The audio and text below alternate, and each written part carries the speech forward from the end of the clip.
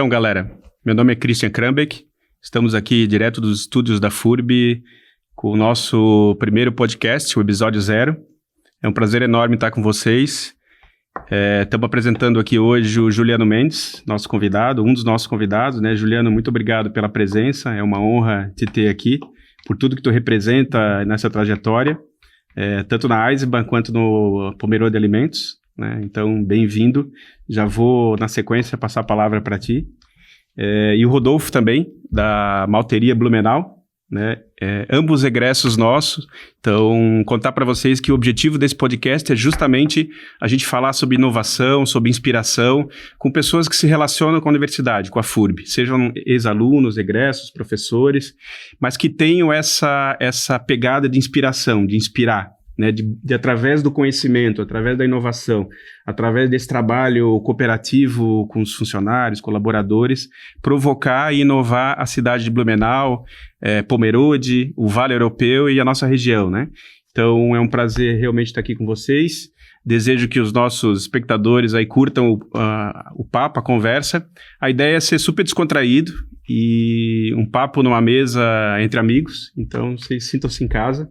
Vocês também, galera aí de casa, sintam-se em casa, literalmente.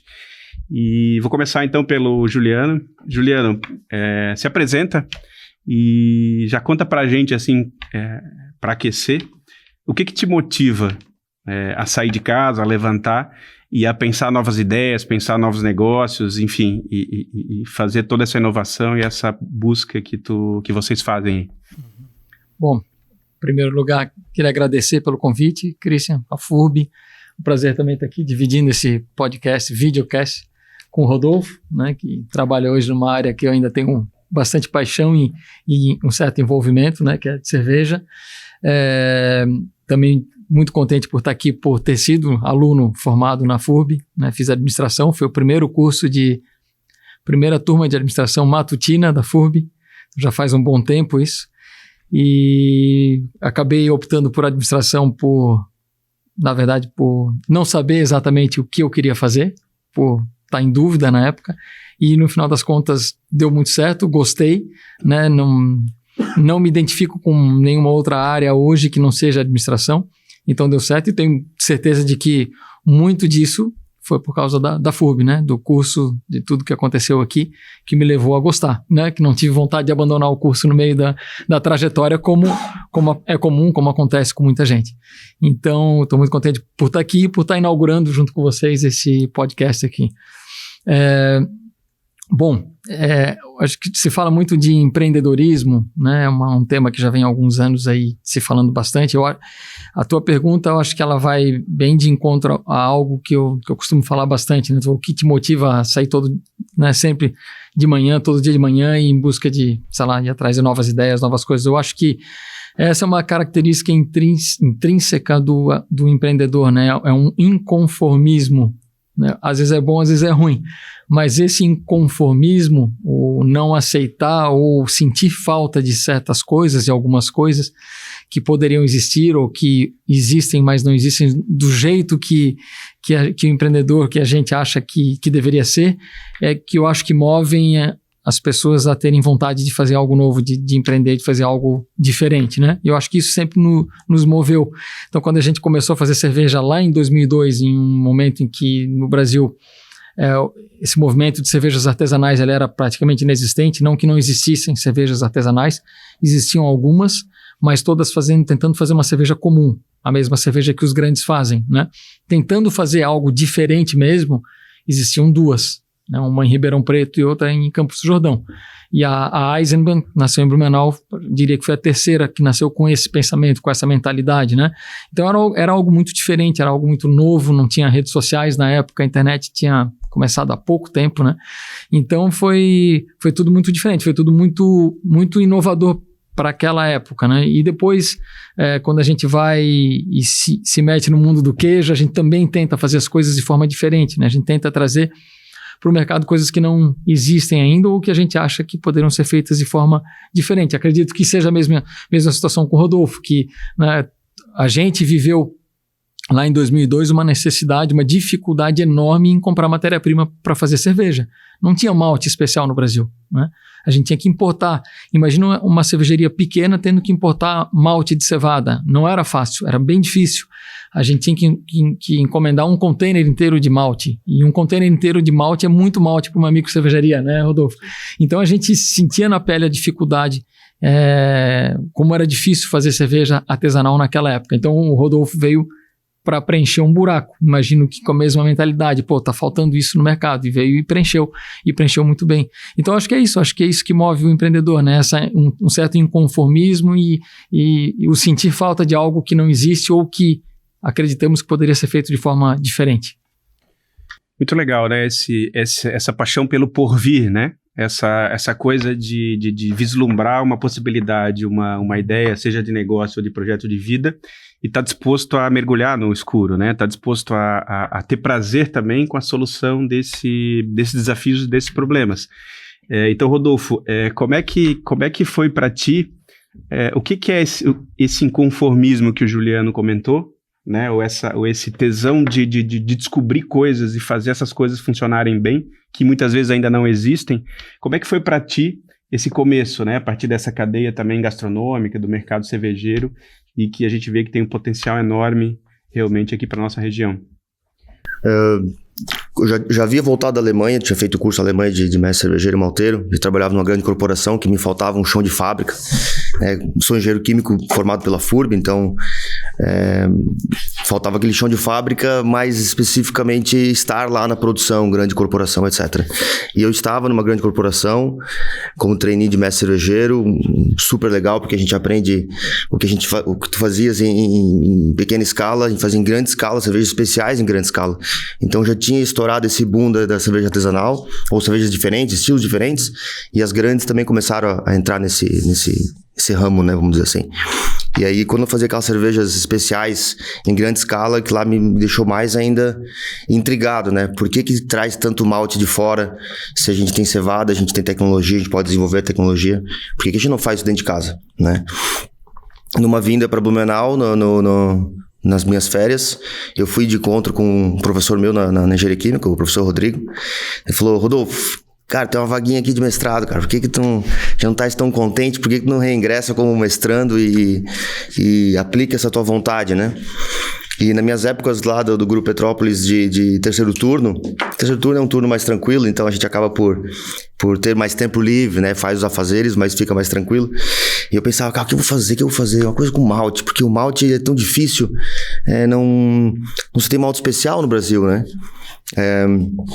Então, quando eu resolvi fazer um mestrado e resolvi me desligar da empresa, eu já entrei no curso de mestrado com a professora Carolina como minha orientadora. Eu já entrei no curso de mestrado em engenharia química já focado em inovação de produto, no caso, malte. Eu quero fazer alguma coisa com malte que seja diferente. Sem ter malteria, sem ter grandes conhecimentos de malteação, só teoria, né? O que foi diferente comigo foi eu entrei de novo na academia, né, de novo pro estudo em si, pensando em empreender com isso. Então, toda aquela parte inicial do mestrado que a gente fazia, aquela qualificação e tudo mais, adentrar de novo aos livros e entender os processos de malteação, fez eu ter as minhas ideias de fazer malteria nova. Então, isso me motivou muito. Falei, cara, tá aí, a gente tem como fazer. O meu mestrado vem junto com isso. Acho que vai somar muito, né? E no meu momento foi justamente ter a academia como um alicerce para eu poder montar a malteria Blumenau, né?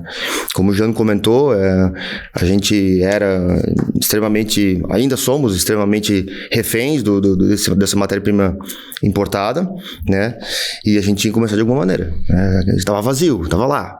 Quem vai fazer malte especial? Não é que não se fazia algumas cervejarias faziam alguma coisa de torrado, ou alguma batelada teste, etc. Mas focar em malte especial, dos mais simples até os mais elaborados, nós somos o primeiro do Brasil a executar esse tipo de trabalho, né, de produto, né?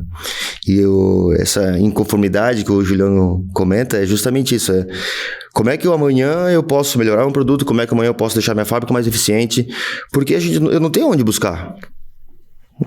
Eu posso bater numa grande malteria, na porta de uma grande malteria e comentar: tu me ajuda a resolver esse probleminha aqui? Até te ajudo, mas a minha máquina tem 10 vezes o tamanho da tua. São problemas diferentes. Então a gente vai criando cenários e em cima de muito empirismo, ou seja, teste em cima de teste, a gente acaba por resolver nossos próprios problemas, né? Claro que eu ainda trouxe uma bagagem acadêmica grande junto com o mestrado, junto com o meu curso na Alemanha, isso me ajudou bastante, né? Mas os problemas de fábrica que a gente desenvolveu, todas as máquinas do zero, todas as máquinas foi nós que fizemos, então desde a primeira malteria até a ampliação de agora, então a gente vai aprendendo com os nossos próprios erros e aprendendo em cima um dia atrás do outro.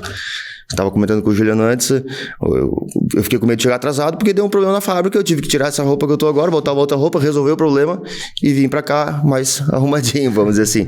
Mas são problemas que acontecem no dia a dia e a gente tem que estar pronto para resolver esse detalhe onde não estão nos livros, né? Da próxima vez pode vir com a roupa do trabalho, tá? Fica super tranquilo, porque a ideia do podcast é justamente essa informalidade, né? Até me chamou a atenção, Rodolfo, a tua logo, né? Que é um cara com um saco imagino que de malte, né? Carregando com uma ferramenta, enfim. E na tua fala tu falou uma coisa que eu acho que é muito, muito caro para a universidade, que é o chão de fábrica, né? O processo de aprendizagem no chão de fábrica, né? No mão na massa. Então, eu queria ouvir de vocês um pouco como é que é no negócio de vocês, ao longo da trajetória de vocês, como é que vocês viram essa relação entre teoria e prática, né? Porque ambos têm essa coisa do artesanal e ao mesmo tempo transformaram isso em negócio e produzem a partir daí. Então, quer dizer, qual é esse limite do conhecimento teórico e prático e como é que vocês veem esse chão, como é que é o chão de fábrica no dia a dia de vocês? Bom, eu acho que óbvio, né? Acho que as duas coisas caminham sempre juntas, né? A teoria e a prática. Eu acho que viver só de numa fábrica, na hora que vai, né, montando um negócio, tocando um negócio, viver só de teoria não dá. Viver só de prática dá, mas eu acho que vai ter muitas perdas aí pelo caminho, né? Talvez vai ter menor eficiência, talvez vai ter muito desperdício, talvez vai deixar de aproveitar oportunidades, né? Eu acho que os dois precisam caminhar juntos, né? Mas até com a gente, né? Comigo, com o meu irmão Bruno, que a gente trabalha juntos, né? A gente gosta de se envolver com o processo, a gente gosta de cabeça. É uma maneira de empreender, não é a única. Tem um empreendedor que não se envolve no processo, vai lá e contrata um técnico, um especialista no assunto e fica focado na administração do negócio. Não é? Será que tem o mesmo prazer? Não sei te dizer, eu não teria. Sim. Eu não teria, a gente gosta de cabeça entender, porque como a gente gosta de fazer as coisas de forma diferente, é muito difícil fazer algo diferente quando a gente não entende o que está fazendo a fundo, né? Então, quando a gente começamos a tratar do assunto Eisenbahn, queríamos fazer uma cervejaria, e começamos a falar com um consultor, a gente queria fazer cerveja seguindo a lei alemã da pureza. Hoje é algo bem comum, até, né, tem gente que nem gosta mais de ouvir esse assunto, de tratar, de usar isso como uma estratégia, porque tem gente que acredita que isso limita a criatividade do cervejeiro e tudo mais. Mas isso hoje, lá em 2002, esse era um grande diferencial, porque as cervejas produzidas no Brasil tinham milho misturado, conservantes, né, estabilizante de espuma, antioxidante. Então a gente não queria usar nada disso, queríamos fazer a cerveja pura como a cerveja é na Alemanha. Então na época era um diferencial importante e era algo que nos ajudaria a fazer uma cerveja de melhor qualidade. Mas o nosso consultor na época, que era um engenheiro cervejeiro, inclusive formado na Alemanha, ele bateu na mesa, literalmente bateu na mesa e disse: se falar em lei alemã da pureza, eu encerro a reunião e vou embora. Né? Porque ele era totalmente contra a lei alemã da pureza, ele vinha de grandes cervejarias. Então, assim, se a gente não tivesse se envolvido de fato com o processo e não tivéssemos conhecimento técnico para dizer, dá para fazer assim, e a gente vai fazer contigo ou sentigo, né? A gente ficaria na mão de um técnico e a gente ficaria, e aí dá? Será que não dá? Pô, será que esse cara tá falando será que ele tá certo? Será que é loucura fazer cerveja seguindo a linha alemã da pureza? Né? Então, a gente só conseguiu fazer porque a gente se aprofunda, porque a gente vai a fundo. Isso foi ao longo de toda a história da cervejaria. Agora a gente tá lá em Pomerode, né? Pomerode Alimentos fazendo queijos Vermont. Da mesma forma, nós queríamos fazer queijos que não existem no Brasil, ou fazer de uma forma como os queijos não são produzidos no Brasil. quando nós fomos atrás do técnico, do especialista para nos ajudar também, tivemos a mesma dificuldade. A gente dizia, nós queremos fazer queijo com mais sabor, queijo com mais aroma, com mais intensidade. E nós ouvimos o quê? Não, isso não dá certo, o brasileiro não gosta de queijo assim. O brasileiro só gosta de queijo suave. E se a gente tivesse seguido essa mesma regra lá atrás, fazendo cerveja, né? Não existiriam hoje 1.500 cervejarias no Brasil, né? Fazendo cervejas com muito mais sabor do que as cervejas daquela época. Então, é mentira que o brasileiro não gosta. O brasileiro só não tinha sido apresentado a isso ainda, né? E agora com queijo é a mesma coisa. É mentira que o brasileiro não gosta de queijo mais intenso. O brasileiro só não foi apresentado a eles, né? E alguém tem que fazer esse trabalho sujo. Esse trabalho não é fácil, é difícil. A gente leva muita paulada ao longo do caminho, muita crítica, muita reclamação, porque as pessoas não estão habituadas. Mas lá na frente, daqui a 20 anos, espero que a gente esteja certo, né? Que estejamos certos. Mas é um processo complicado. Então, assim, a gente só consegue fazer isso, para a gente ter entendido isso, porque a gente se envolveu e a gente foi aprender a fazer queijo. Então, os queijeiros lá somos nós dois. Apesar de eu ser administrador, eu sou especialista em queijo, sei fazer queijo. Hoje, amanhã, se não tiver ninguém na fábrica, eu e o Bruno, a gente entra lá e faz o queijo, sem problema nenhum. Todo mundo que foi trabalhar lá hoje aprendeu, que está lá até hoje, aprendeu com a gente. Mas como é que a gente aliou esse conhecimento teórico e o prático, né? Aí que vem a questão mais complicada. Nós dois fomos fazer um curso de queijeiro. Nós fomos fazer um curso nos Estados Unidos, numa universidade de Vermont, que tinha um curso voltado para a produção de queijos artesanais. E como nós não tínhamos a prática, e aí eu me coloco no papel no lugar de um professor, como é difícil passar a teoria quando quem está ouvindo não conhece a realidade, não conhece ainda o mundo, né? Não conhece a vida real ainda e tem que ouvir aquela teoria, mas não consegue muitas vezes fazer a ligação de uma coisa com a outra, né? Nós passamos por isso, porque nós ficamos fazendo esse curso lá, foi um curso de 2 semanas em que a gente ouviu um monte de termos técnicos, um monte de coisa sobre o processo de queijos e pouca coisa fez sentido para a gente naquele momento, porque nós não tínhamos experiência nenhuma, conhecimento prático nenhum, né? Então a gente ouviu, fomos anotando tudo, voltamos e aí agora? Conseguimos fazer queijo? Não, ainda não. Então nós fomos atrás de ajuda. Trouxemos um queijeiro francês, um grande especialista que veio e nos ajudou, entendeu a nossa proposta, né? Nos permitiu adotar a estratégia que a gente queria adotar e ele nos ensinou. E aí a gente já tinha a prática junto. Então, a gente aí com a prática, tudo aquilo que a gente aprendeu no curso de queijeiro que a gente fez começou a fazer sentido. A gente começou a entender um monte de coisa. Por que lá naquele curso eles falavam em pH, em medir o pH do leite, medir o pH do queijo? Era o tempo todo falando em medir pH. Hoje a gente sabe a importância disso. E tem um monte de queijeiro pelo Brasil que não tem nem pHmetro para fazer queijo. Então, ou seja, ele não tem a teoria, ele tem só a prática. E ele não tem consistência. Ele não sabe o que ele está fazendo, porque não tem como saber o que está fazendo sem medir o pH. E isso a gente aprendeu porque teve a teoria. E aí depois a gente pôde aliar a prática. Então, as duas coisas caminham juntas e precisam caminhar. Quando falta um dos dois, né, acho que o trabalho não fica completo. Acho que a tendência é de não haver algo muito consistente, de longa durabilidade, porque hoje o mundo está muito competitivo, as empresas tem muita gente se preparando cada vez melhor, os profissionais vêm se preparando mais, empresas se especializando, se preparando mais. Quem não alia técnica e teoria, produção e teoria, prática e teoria, não vai conseguir dar conta de sobreviver diante de tanta dificuldade. Interessante, porque eu acho que a gente está conseguindo atingir o objetivo do podcast, que é justamente esse, assim, a gente se atualizar a partir do desafio e da missão da universidade, que é justamente estar mais próximo dessa prática, dessa realidade, ou da teoria aplicada, né? Porque nós também temos esse desafio dentro da universidade, né? Que é como é que a gente vai além da teoria? Como é que a gente retroalimenta o conhecimento a partir da experiência de vocês, ou dos nossos egressos?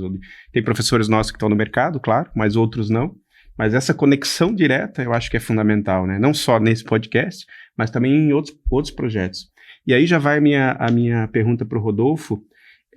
Como é que foi para ti essa experiência do chão de fábrica, Rodolfo? Porque também tu fizesse um curso no exterior, acho que isso é legal. A FURB não tem todo o conhecimento, né? A gente tem uma parte do conhecimento. Eu acho que tem lugares no mundo e no Brasil com conhecimentos específicos que complementam e depois, obviamente, a prática e a coragem de meter a cara, né? Como é que foi para ti esse processo, Rodolfo? E quanto tu sentiu apoio do mercado? Apoio dos empresários, das pessoas da região, enfim. Como é que tu sentiu esse acolhimento em relação... Porque eu vi que o Juliano disse que muitas vezes é natural receber críticas ou pessoas céticas, né, que não acreditam no trabalho, enfim. Como é que foi para ti essa experiência desde o início e onde é que tu se sentiu acolhido, enfim, onde é que tu sentiu apoio nesse processo? Bom... quando eu retornei da Alemanha, que eu fiz o mestre malteiro e cervejeiro lá, mais voltado para cerveja do que malte, mas como é uma matéria muito importante, a gente acaba por ter os 2 títulos, né? E aí depois, junto com o início do mestrado, a vontade de fazer malteria, eu fui muito focado na teoria, sem ter a prática de malteação. Eu tinha malteado uma vez na vida lá na escola, de uma maneira em grupo, não responsabilidade minha, especificamente falando, né? Quando eu montei a malteria, eu esqueci toda a teoria, vamos dizer assim, e fui diretamente para a prática. A fábrica, a malteria Blumenau 1, que eu chamo, era uma fábrica de um homem só. Eu fiquei 6 meses dormindo 2 noites por semana na malteria, ia trabalhar todos os dias e dormia 2 noites por causa da secagem, né, que é o turno fica 24 horas por causa da caldeira. Então, eu recebia a cevada, eu mesmo botava no macerador, eu descarregava, eu mexia o grão, eu secava, cuidava da caldeira, tirava a raizinha do grão na máquina que a gente desenvolveu, ensacava, vendia, batia a nota no cliente, fazia uma cerveja com o cliente. Então, literalmente, uma fábrica de uma só. Até com o corpo também não deixa a gente chegar até um certo ponto. Eu fui obrigado a contratar gente e da mesma maneira como o João comentou, eu fui ensinando dentro daquela fábrica, porque como a gente fez os equipamentos, não tinha como chegar no livro, vem aqui como é que faz malte. Não, mas esse equipamento tem uma específica. Na verdade, não são coisas tão específicas, mas assim, tem nosso dedinho ali dentro. Então, eu fiz a máquina daquele jeito e ela opera assim, eu vou ensinar o Juliano a fazer assim, ele vai ter que fazer assim, assim que ele vira o meu malteiro, vamos dizer assim, né? E aí a gente foi criando novos funcionários, né? 3 turnos de fábrica. E aí, devagarinho, a gente vai juntando, vendo os problemas que vão acontecendo, e aí vai buscando na teoria. Por que o grão... Mas aí são problemas mais aí do grão, né? Não só de máquina, né? Por que o grão não germinou? Vamos lá. Por que só cresceu um tantinho assim? Vamos lá. Como é que tá o pH da água? Como é que tá a minha umidade externa? Como é que tá a pressão da caldeira? Tá entrando certo no meu trocador? Daí a gente começa a minar a fábrica de recursos, né? Um controlador de temperatura novo ali, um controle de umidade ali, uma balança de precisão bem precisa, enfim, a gente começa a ter ferramentas de fábrica para poder chegar na excelência, né? Comentando de quanto a gente é recebido, quando a gente faz uma coisa que é uma inovação, que quem olha hoje para mim e fala assim, nossa, cara, essa tua ideia foi... Como ninguém teve uma ideia dessa? Porque só se fazia malte Pilsen e ninguém faz malte especial, um monte de cervejaria usa malte especial. Parece simples pensar em fazer malte especial, né? E eu recebi uma chuva de negativas quando eu fiz a malteria. Não, a nossa cevada não é preparada para isso, o nosso sol não dá. Desconfiança. Não, mas é enorme, né? Quem é o Rodolfo para fazer um malte especial? Nunca trabalhou numa malteria. Eu falei, tá bom, vamos lá então. Vamos fazer o primeiro Pale Ale do Brasil. O primeiro Pale Ale malte do Brasil é nosso. O primeiro malte de trigo. O desenvolvimento do malte de trigo foi algo espetacular. Eu peguei uma empresa de Rio Grande do Sul que só desenvolve cultivares de trigo. Eles tinham 50 cultivares de trigo. E vamos lá, vamos estudar cultivar a cultivar. Dureza do grão, tamanho do grão, peso do grão, quanto de amido que ele tem. E a gente foi eliminando. Chegamos em 5. Isso demorou já alguns meses, né? Chegamos em 5 grãos, 5 tipos de grão, de variedade de trigo. Tá, vamos lá. Então vamos maltear os 5. Chama 500 quilos de cada um. Malteia 5. Chama uma cervejaria parceira. Cara, eu vou te dar o malte de trigo. Faz uma cerveja de trigo aí pra gente. Na época, a Weizenbier era muito mais consumida. Hoje deu até uma caída.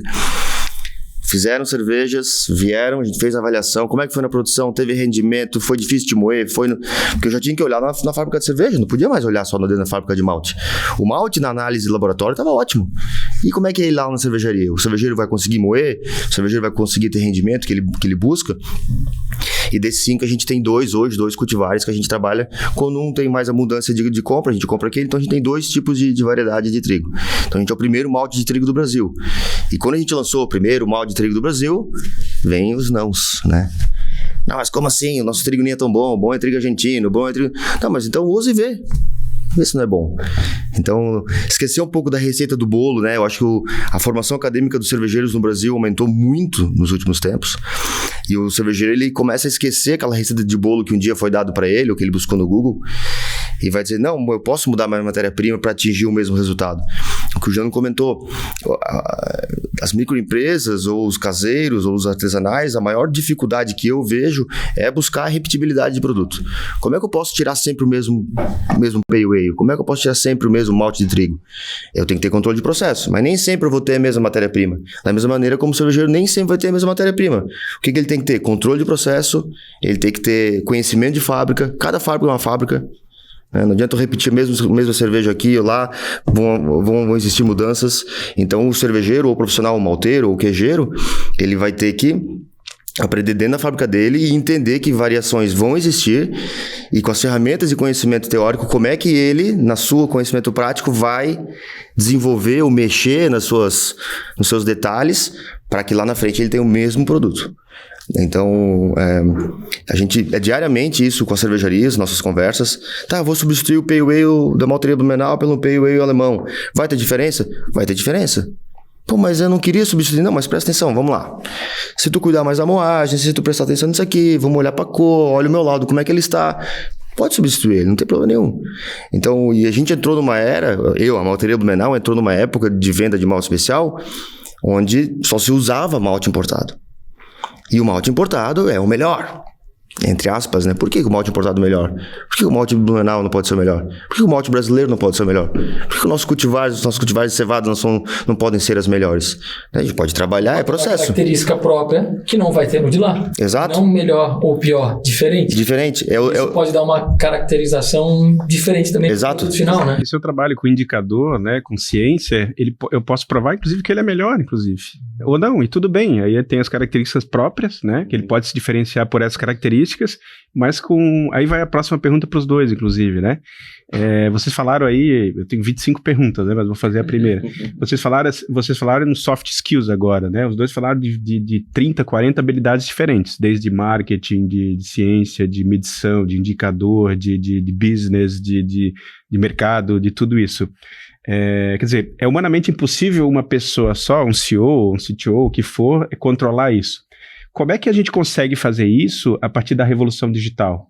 Né? A partir dessa transformação digital, como é que a gente consegue simplificar alguns desses indicadores, algumas dessas informações, Juliano, para dar conta de fazer tudo isso com equipes e estruturas mais enxutas, que, como tu mesmo falou, o mercado está muito competitivo hoje. Então, eu não consigo ter estruturas inchadas, equipes gigantescas, né, para fazer cada uma parte.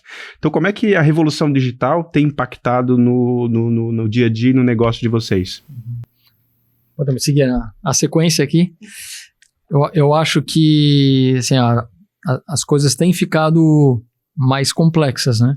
Não menos complexas. Então, simplificar tem sido cada vez mais difícil. Eu digo no sentido de atuação no mercado, de como a empresa atua no mercado, de como ela se expõe, de como ela vende seus produtos, como ela faz o marketing. Internamente, eu acho que tem simplificado. Aí sim. Eu acho que a tecnologia, a automação, que a gente tem de software disponível, de recursos, de startups espalhadas pelo mundo inteiro com soluções muito inteligentes para facilitar o dia a dia de operação de um negócio, a parte administrativa, de fluxo de trabalho e tudo mais, tem ferramentas maravilhosas aí. Então eu acho que hoje tem muito recurso para o empreendedor, para o empresário, tocar um pequeno negócio com eficiência, né?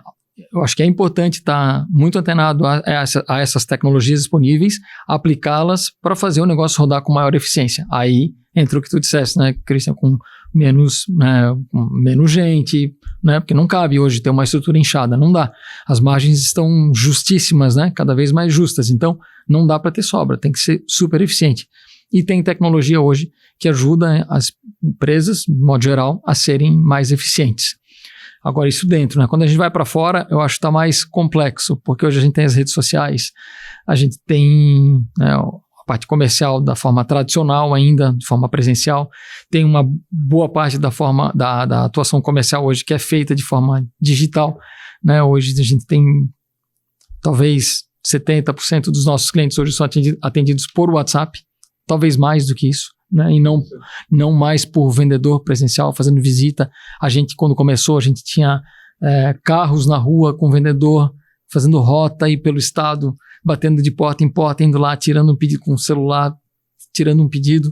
Pensa a ineficiência disso. É carro rodando, é aluguel de carro, é combustível, é um vendedor super ineficiente, porque quantas visitas em risco altíssimo de acidente, quantas visitas ele consegue fazer num dia? Ele pega o carro, sai daqui, ele vai até Joinville, né? Ele consegue visitar, sei lá, 5, 6 clientes, enquanto que se ele está num escritório com computador, com recurso, com automação, com sistema, com informação, com um sistema de informações que ajude ele a desempenhar um bom trabalho, ele consegue abordar quantos clientes atuais ou prospectar quantos clientes novos nesse mesmo tempo, né? Sem correr risco, sem gastar combustível, sem ter que alugar um carro. Então a gente tem feito essa movimentação. Nesse sentido, a gente consegue enxergar ganhos. Agora, a parte de marketing tem ficado, eu acredito, mais complexa, talvez mais complexa.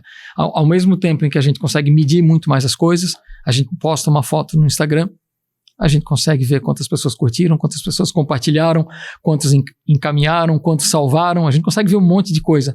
Antes a gente não fazia a menor ideia do que acontecia, botava um anúncio numa revista, quantas pessoas viram, quantas pessoas compartilharam, quantas pessoas emprestaram a revista para outra. Ninguém sabe, ninguém sabia, né? Algo que a gente tem essa informação hoje. Por outro lado, a gente precisa fazer material bem feito, criativo, diferente, relevante para as pessoas. Não adianta só sair postando qualquer coisa nas redes sociais e achar que isso vai resolver o problema. Então, pensando dessa forma, está mais complexo. Como fazer um bom trabalho, né, atingir de forma profissional e que dê resultado esse consumidor hoje que está gastando boa parte do tempo dele no celular, na telinha do celular, né? Como que a gente instiga ele, como que a gente encanta ele, como é que a gente desperta nele a vontade de ir no mercado e comprar o nosso produto ou comprar pela internet mesmo. Então o desafio tá bem grande. Para isso precisa ter gente com conhecimento e acompanhar esse conhecimento não está fácil. Está cada dia mais complexo saber como funciona o algoritmo do Google, como tem que postar, que horas tem que postar, o que tem que postar, o que pode dizer, o que não pode dizer, né? Então tem uma complexidade bem grande nessa história aí. Quem consegue dominar isso, hoje, acho que hoje tem mais chance de ter sucesso, né? Como chegar nesse consumidor. Rodolfo, concorda ou discorda? Vamos polemizar um pouco, discorda alguma coisa aqui para ficar mais quente o podcast? O Jean falou muito de uma parte que é a parte mais dele, né, que é administrativo, então tem marketing, compras, vendas, RH, que é eu olhando pro lado técnico, eu não consigo vislumbrar fazer uma fábrica totalmente automatizada e que eu posso sentar e falar, vou fazer um payway hoje, né? Até tem, né? Mas não tem como fazer isso hoje, né? Então, o lado nosso, pensando eu, Rodolfo, como parte técnica, né? Eu vejo que é mais difícil trazer tanta tecnologia para dentro do chão de fábrica. Primeiro que a gente está startando, né? A gente está com uma fábrica nova, mas, de novo, equipamento feito pela gente. Então, a gente está criando problema para resolvê-los, para daí a gente poder arrumar no próximo, né? Então, a gente não tem ferramentas hoje tão tecnológicas para botar nossa fábrica no 4.0 ainda, né? Mas quando a gente olha para o lado mais administrativo, que tem toda essa parte de marketing, RH, as ferramentas são inúmeras, é espetacular. Hoje o que o WhatsApp faz na venda, se o teu é 70%, o meu está no 75%, 80% da venda é feita por WhatsApp. Então assim, eu tenho 2 vendedores que ficam prospectando e buscando cliente, fazendo manutenção de clientes e buscando novos, né, na prospecção. Vende para o Brasil todo? Brasil todo. E quando tá batendo na trave, entra o lado técnico, que aí sou eu, para conversar com o cervejeiro, ou para explicar o benefício, ou o que ele pode mudar na receita, o que ele pode ter cuidado no uso do malte Blumenau, para não mexer no produto final dele, né? Então a gente está muito, essa parte da nossa é muito técnica, muito humana ainda, né? É difícil eu criar uma cartilha, ou criar um robozinho, vai lá, um algoritmo para dizer assim, me conta sobre o malte teu, que eu vou substituir por esse, como é que eu vou fazer essa substituição? Não tem como. Tá aí uma possibilidade de parceria entre a malteria Blumenau e a FURB para frente, desenvolver esse robozinho, hein? Daí, pode ser. Porque, como eu expliquei antes, cada fábrica de cerveja tem uma fábrica de cerveja. É uma tecnologia diferente. Então, quando eu converso com o cervejeiro, eu sempre pergunto assim, como é que é qual que é o tamanho? Qual é a marca do teu equipamento? Quantos litros tu tira por batelada? Qual que é... para eu poder argumentar sobre o uso do meu malte. Né? Então eu tenho que entender o lado de lá para poder argumentar como vou vender aqui. Então botar isso no 4.0 já é mais complicado. Nesse lado a gente está muito humanizado, e na venda do malte especial, que é um malte muito característico, né? O cervejeiro tem medo de mudar, então a gente tem que ensinar ele a mudar com tranquilidade, que vai dar tudo certo, né? Mas a outra parte administrativa, a gente também usa outras ferramentas lá de nossos softwares, controle de estoque, controle de vendas, CRM, isso tudo ajuda um monte, né? Algum dos vendedores está lá, clicou, tem que ligar pro fulano. A ferramenta mostrou para ele. Mas se ele não alimentou a ferramenta 2 semanas atrás, falei com o Juliano, ele não quer agora, mas liga pro Juliano de novo. Ele vai lembrar para ligar pro Juliano. E daí essa bolinha de neve, cara, é uma ferramenta espetacular para vendas, marketing e tudo mais, né? Agora eu vejo que tem lá na fábrica já é mais complicado a gente deixar tudo, vamos dizer, automatizado, etc. Né? A produção já avisou que falta 10 minutos, mas quem manda aqui é vocês. A gente vai fazer um pouquinho mais. Uma pergunta agora que só pode responder. Tá tranquilo? Eu tô tranquilo, né? Não, tranquilo. A gente fica uns 15 a partir de agora. Pode ser, produção? Uma pergunta agora que só pode responder. Vou começar pelo Rodolfo, inclusive, se for sincero. Bem sincero, tá? Diante dessa complexidade toda que vocês estão falando, como é que vocês estão vendo o papel da universidade e da FURB, especificamente, em preparar os profissionais para isso? Vocês acham que a universidade, tanto FURB quanto em geral, ela está conseguindo perceber essas transformações, essas mudanças, e está embarcando, está sendo parte disso? Ou vocês acham que não? Resumidamente, como é que eu faço uma universidade que não seja chata, né? Para o século XXI, para as pessoas, e que entre nessa transformação que a gente está vivendo, Rodolfo? Eu vou falar do meu ramo, que é o ramo de engenharia química, né? Na parte que eu atuo 100%. Durante o meu curso de engenharia química, eu busquei fazer os estágios, né? Desde estágio fora, quanto estágio na universidade, no laboratório da universidade. E meu estágio obrigatório também, eu fiz fora do Brasil daí. Justamente porque eu sei que a dificuldade do engenheiro químico em se achar mesmo. Engenharia química faz um monte de coisas, né? Então, como é que tu entra no teu métier? Como é que tu vai gostar do quê? Vai ver isso aqui, vai ver aquilo ali. Eu fui para papel, eu fui para energias renováveis, fui para construção de container com cogeração, e aí depois eu caí para cerveja, né? Então, eu fui quicando em várias áreas, né? Eu vejo o que eu faço hoje, vamos dizer assim, já o que acontece, né? Eu gosto muito de pegar estagiário. Pego bastante estagiário da FURB. E eu gosto de pegar estagiários do último semestre, como é que se fala? Estágio obrigatório. Porque o estágio obrigatório tem um pouco mais de obrigação. Tem que gerar um relatório, ele tem que apontar melhoria, tem que fazer alguma coisa lá dentro. Então, eu acho que da FURB, da engenharia química, eu já peguei, eu acho que uns 7 ou 8. Uns 8 estagiários de último semestre, e teve uma época que 2 eu efetivei, né? E agora não tem mais nenhum lá conosco. Mas o legal é assim, tu bota um estagiário lá, ele vem com cabeça de engenheiro formado, que é o último semestre, tô formado, já fiz todas as matérias, tá tudo tranquilo, né? E aí ele dá uma volta na fábrica e fala assim, não, entendi. Não, tudo bem que tu entendeu, mas agora vai lá, enche um saco, bota um saco nas costas, vê o peso que é isso aqui, espera a máquina terminar o processo. Mas eu já vi como é que ela faz. Olha, espera. Fazer malte é por batelada. A batelada demora 1 semana. Eu vou ficar 1 semana olhando aqui. Não, vai ficar 1 semana prestando atenção, a evolução que o grão tem, o que isso vai dar lá na frente. Essa geração, né, cara, que é tudo rápido, tudo imediato, tem... Então eu tive estagiários ótimos, que agregaram, assim, valores absurdos na malteria, de criar projeto, e falar assim, cara, sério que eu vou produzir isso aqui? Reproduzia e dava super certo. Teve estagiários mais não tão ativos, né, mais no computador. Tem a ver também com o perfil individual também, um pouco, eu acho, né?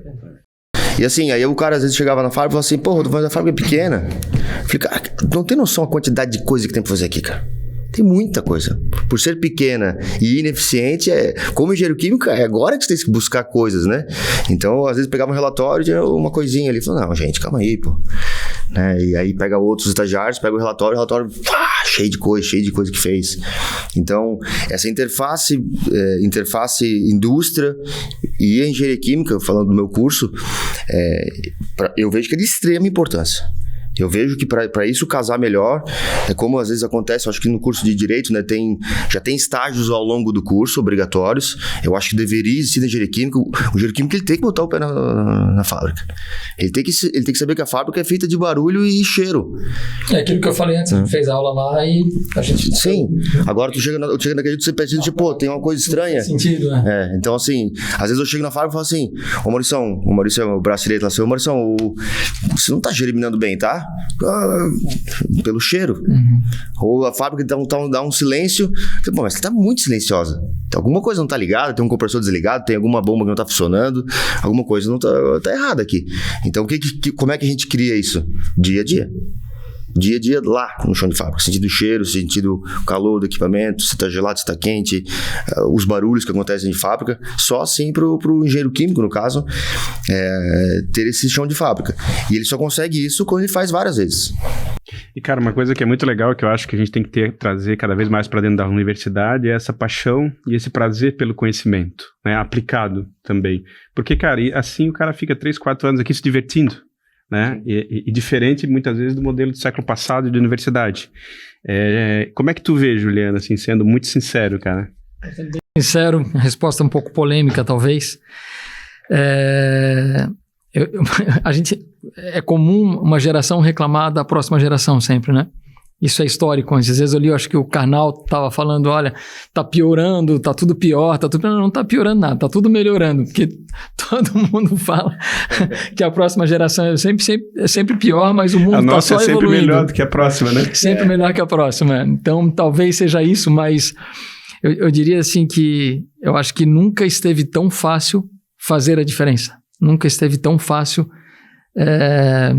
ter relevância no ambiente de trabalho, sendo um profissional. Por quê? Porque isso, o que eu estou dizendo vai de encontro com aquilo que tu disseste, né? Que, pelo menos eu tenho visto dessa forma, que uma geração mais nova que está entrando no mercado, isso não é de hoje, está colocando, como é que é a carroça depois dos bois, né? Que é o benefício antes do esforço, né? Acha que o reconhecimento vem antes de mostrar o esforço, antes do esforço. E não é assim que funciona, não é assim. Isso eu acredito que nunca vai mudar. Primeiro a gente tem que mostrar o nosso valor, primeiro a gente tem que se esforçar, primeiro a gente tem que ir lá no chão de fábrica, tem que ir lá botar a mão na massa, carregar saco, né? Não ficar escolhendo trabalho ou se negando a fazer determinadas coisas, e depois lá na frente colher os frutos disso, né? E essas coisas não são o contrário. E o que a gente vê muito hoje é uma geração um pouco... colocar uma palavra mais forte, mimada, que talvez tenha sido muito protegida. Isso é um fenômeno que vem acontecendo. Será que tem a ver com a internet, com essa revolução digital ou não? Talvez, acho que com os pais dedicando mais tempo ao trabalho, com a ida da mulher ao trabalho tendo menos tempo, né, em casa, e aí com isso acaba ficando com um peso na consciência, uma necessidade de achar que tem que fazer uma compensação, e essa compensação é uma superproteção dos filhos, e aí os filhos estão ficando adultos, estão indo para o mercado e não podem ser frustrados, eles não podem ouvir nada de negativo, não podem ouvir não pode chamar atenção, porque vira as costas e vai embora. E é bem isso. Já desse uma ideia para um dos próximos podcasts, chamar debates com os psicólogos sobre essa questão, né? Realmente é interessante. Olha, a gente que vive lá no dia a dia precisando contratar gente, trabalhando com pessoas, essa é uma questão das mais complicadas. Hoje mesmo, Christian, a gente estava falando hoje com o nosso gerente de produção, eu, o Bruno e ele, a gente disse 90% dos problemas que a gente administra no dia a dia são pessoas. 10% é problema de verdade lá, de produção, cliente, coisa, 90% é pessoal, né? E é isso que tem acontecido, não dá o tempo ao tempo, não mostra o serviço antes, né? Já quer a recompensa antes de demonstrar. Então, assim, por isso que eu digo, está muito fácil fazer a diferença. Hoje, fazer o básico, fazer o mínimo, já é um grande diferencial, porque está se fazendo menos do que o mínimo. Então, essa é uma dificuldade enorme que a gente tem encontrado no nosso dia a dia. Então, eu diria assim, se hoje não há talvez um aproveitamento melhor do que uma universidade e a empresa, né, uma integração entre os dois, algo que possa gerar um fruto interessante para os dois, eu diria que existem oportunidades, existe oportunidade para melhorar. Acho que existem inúmeras formas da universidade e das empresas se aproximarem muito mais no Brasil, se a gente compara com os Estados Unidos, né? A gente, no Brasil, inova muito pouco. Existe para mim é um mito, né? Se diz por aí que o brasileiro é criativo, o brasileiro não é criativo. Criativo é o americano, é só a gente olhar o número de patentes registradas anualmente nos Estados Unidos e o número de patentes registradas no Brasil. É piada, né? O povo que é criativo cria patente, cria inovação. No Brasil não tem inovação, né? Então, assim... Inovação é só inovação quando é aplicada, né? Quando ela impacta na sociedade, quando tem um mercado, resultado né? prático, Enfim. né? Se mistura muito inovação aqui com o tal do jeitinho, né? Isso não é... Desculpa, criatividade com jeitinho, criatividade para dar jeitinho, isso não é criatividade, né? Criatividade é para trazer um resultado bom, positivo para a sociedade, né? Então... eu vejo que existe muita oportunidade, existem formas, e eu acho que seria importante que a universidade no Brasil, de forma geral, tivesse uma aproximação muito maior com o mundo prático, né, com as empresas. Seria bom para todo mundo. A gente mesmo lá, como eu disse, eu sou administrador e hoje sou queijeiro. Me falta muito conhecimento técnico, né? Então a universidade poderia suprir, de certa forma, boa parte desse conhecimento. Então existe, mas eu vejo que o aluno também tem que se interessar, esse interesse tem que vir dos profissionais que estão indo ao mercado, de quem está estudando na faculdade, né? Não é só que cumprir a carga horária, né, fazer a prova, passar e está resolvido, fiz a minha parte. Não, tem muita oportunidade de fazer muito mais do que isso. E vou dar um exemplo prático. Nós também contratamos estagiários. Nós também gostamos de ter estagiários, mas a gente teve recentemente uma experiência com uma estagiária, que quando a gente contrata, né, um estagiário, a gente tem que descrever as funções, né, o que ela vai fazer. E como é uma empresa pequena, né, a nossa empresa é bem pequena, o estagiário acaba fazendo um monte de coisa, né? E isso é ótimo. Que é bom, porque é um processo de aprendizagem incrível, né? 360, que a gente fala. Exatamente. Se essa pessoa vai estagiar numa grande empresa, ela vai fazer exatamente só aquilo, ela não vai ter chance de fazer muito mais do que aquilo e vai aprender aquilo, pouco, né? Quando ela vai estagiar em uma empresa pequena, ela vê um monte de coisas acontecendo, tem que ajudar aqui, tem que ajudar a embalar, tem que ajudar no laboratório, tem que ir lá receber leite, né? No nosso caso, tem que ir lá medir pH de quê? Tem um monte de coisa que está fora daquilo que foi descrito, né? E uma estagiária chegou para mim e disse, eu quero ir embora. Por quê? Porque eu estou sendo explorada. Explorada por quê? Porque eu estou tendo que fazer um monte de coisas além do que está escrito na minha descrição de estágio. Eu falei, mas olha a oportunidade que tu está tendo de aprender um monte de coisa, né? Quando tu for para o mercado de trabalho, tu vai poder dizer que tu trabalhou estagiou na Pomerode Alimentos e que lá tu teve a oportunidade até de fazer queijo, né? Não, eu estou sendo explorado, eu quero ir embora. Tá bom. Então isso reflete bastante assim da mentalidade que a gente enxerga hoje, né? A vontade não está tão grande assim de aprender e de fazer a diferença. De um estagiário, eu fiz uma apresentação da fábrica e mandei para o pessoal da engenharia química. Espero que não seja da FURB, não precisa falar, tá? Não era. Eu mandei para a vaga de estágio, funciona assim, né? Quais são os benefícios? Vale alimentação, vale transporte. O resto, o que ganha mais? Ganha aprendizado, vem fazer tudo aqui conosco. Eu recebi chuvas de e-mail de uma turma. Como assim? Como assim? Não, a gente não vai para ganhar nada. Não, ganhar essa alimentação e ganhar o vale transporte, o resto é ganhar conhecimento. Vai aprender a fazer malte especial, vai mexer no torrador, vai aprender os processos. Não, isso é inadmissível. Então, se for para ter um estagiário assim, eu prefiro não ter um estagiário. Né? Se a gente... Eu acho que o estágio, ele tá aí para buscar conhecimento. É aquilo que eu tava falando antes.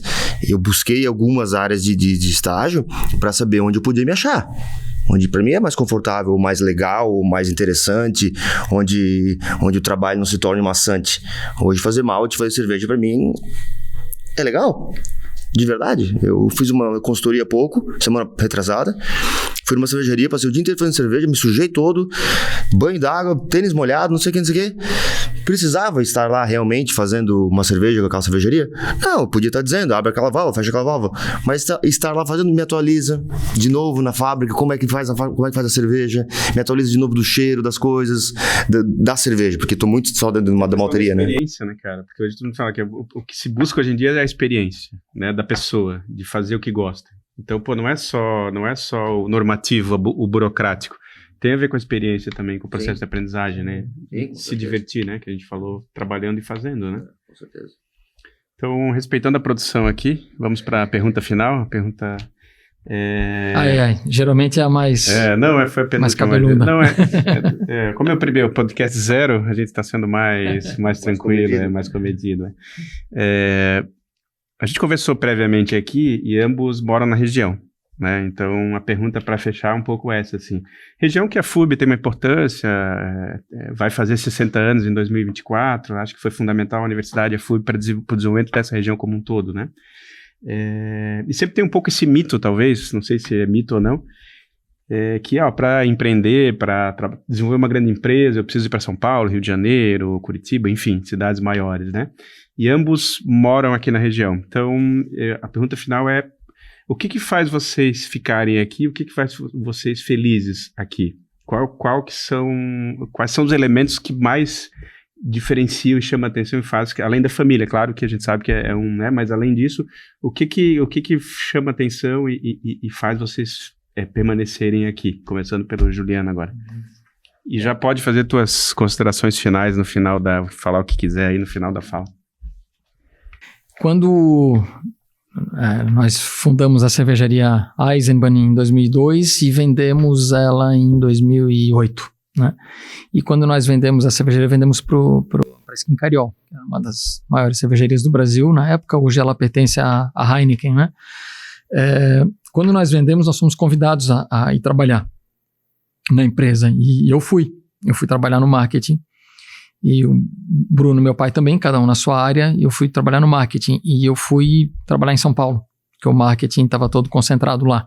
Então eu tive a experiência de sair daqui, né, da cidade onde eu nasci, e trabalhar fora em um grande centro, né, no principal do Brasil. E evidentemente que tem uma série de coisas muito positivas, né? É um desafio, né? No primeiro momento de estar nesse grande centro, né? Com certeza. A gente acaba lidando com profissionais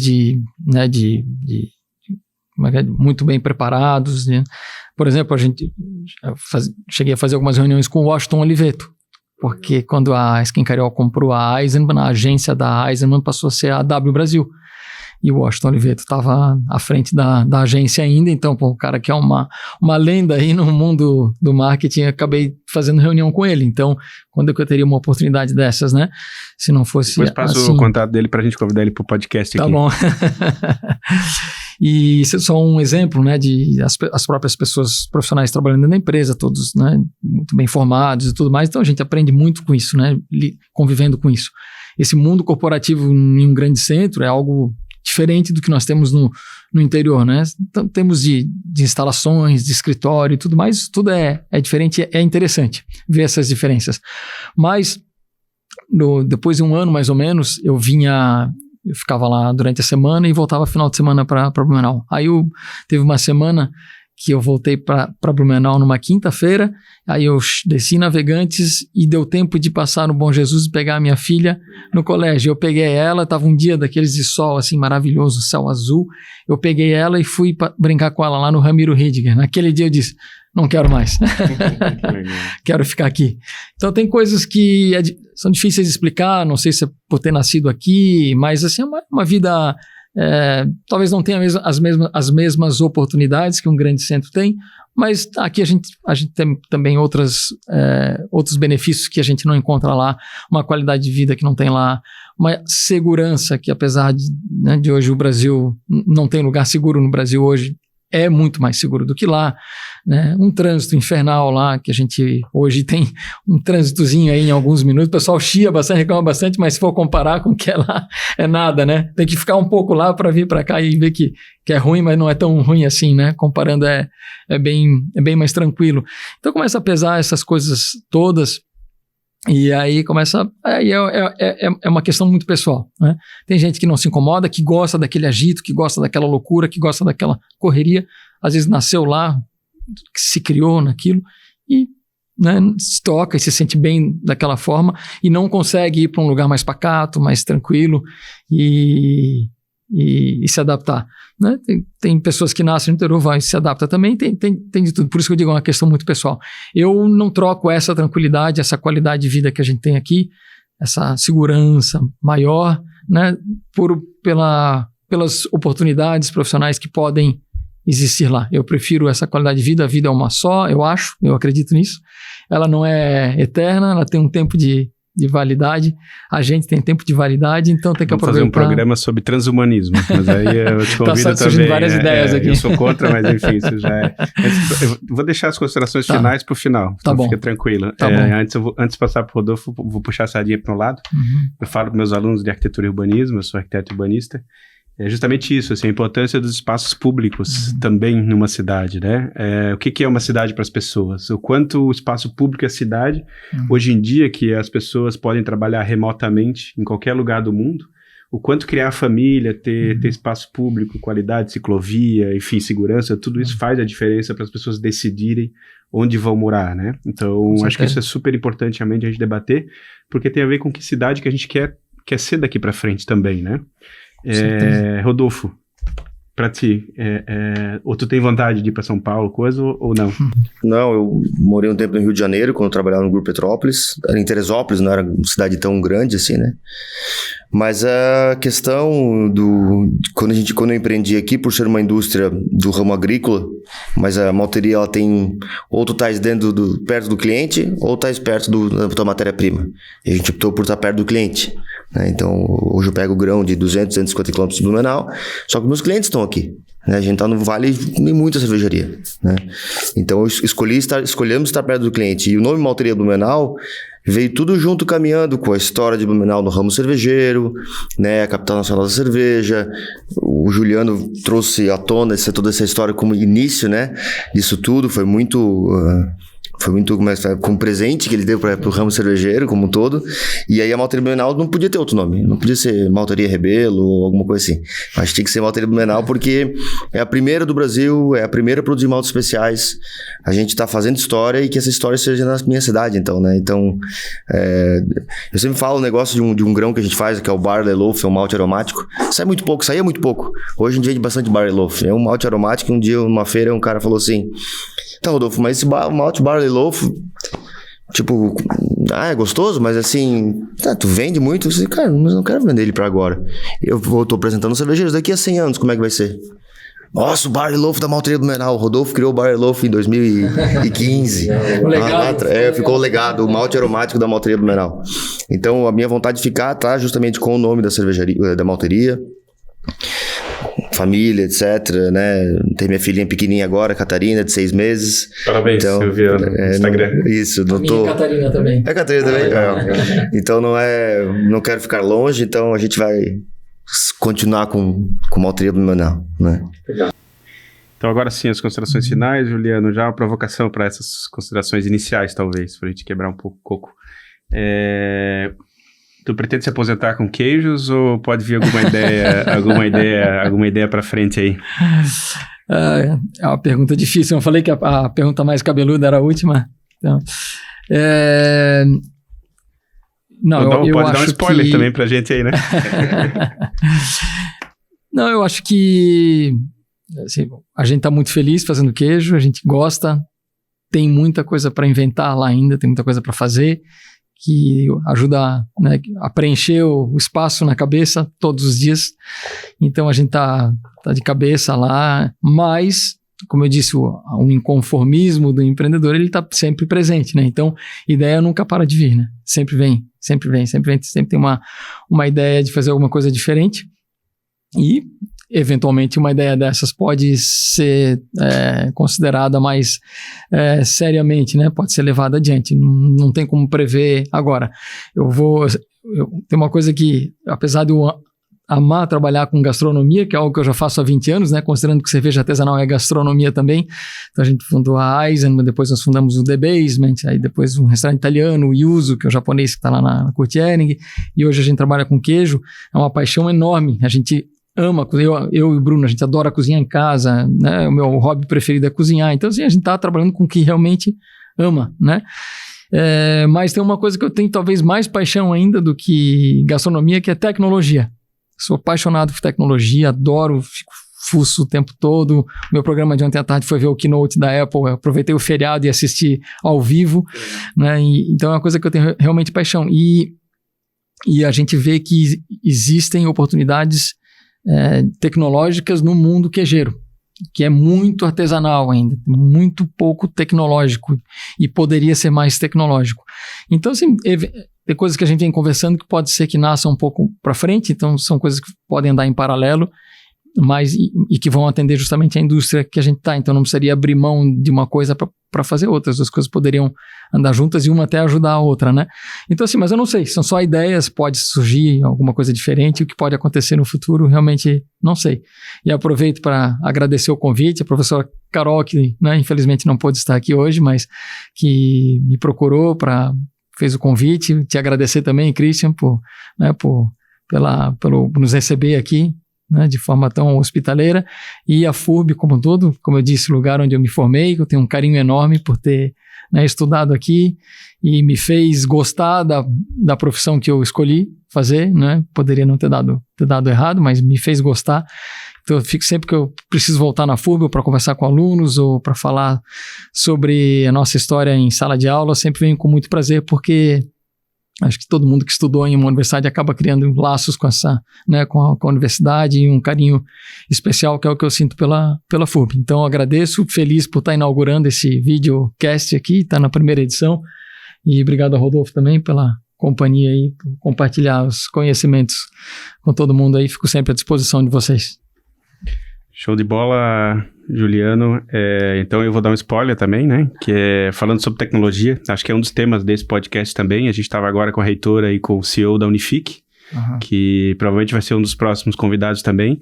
E é impressionante. História. Oi? Uma bela história. Exatamente. E é de arrepiar uma empresa da região, Timbó, ele também é egresso FURB, né? O que eles estão fazendo já, mas estão planejando fazer aí para os próximos anos.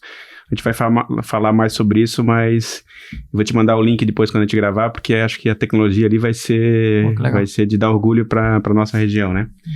Rodolfo, tuas considerações finais aí, também uma mini provocação. Qual é o teu maior sonho para a malteria Blumenau? Olha, eu sempre, quando eu sonho, né, eu sempre tenho que botar uma meta nesse sonho. Então, se não é um sonho que ele, no fim, acaba virando uma frustração e passou, né? E te frustra. Então, hoje, quando eu olho para a malteria Blumenau, quando a gente fez o planejamento da malteria 2, que eu chamei de malteria 2, a gente botou meta que eu tenho que produzir lá as minhas 170 toneladas por mês. A gente bateu a 60 agora toneladas por mês nessa última ampliação. Então, o meu sonho agora... Parabéns. Obrigado. O meu sonho agora é fazer 170. A gente fez 170, eu vou sonhar outra coisa. Ou quando tiver no 150, eu vou começar a sonhar outra coisa. Né? Mas porque se eu ficar botando muito pra frente, muitos sonhos ou muitas... Claro, eu também fico pensando, se eu fizesse isso aqui, se eu fosse paralelo com aquilo ali... Mas às vezes eu tenho medo de desvirtuar, né?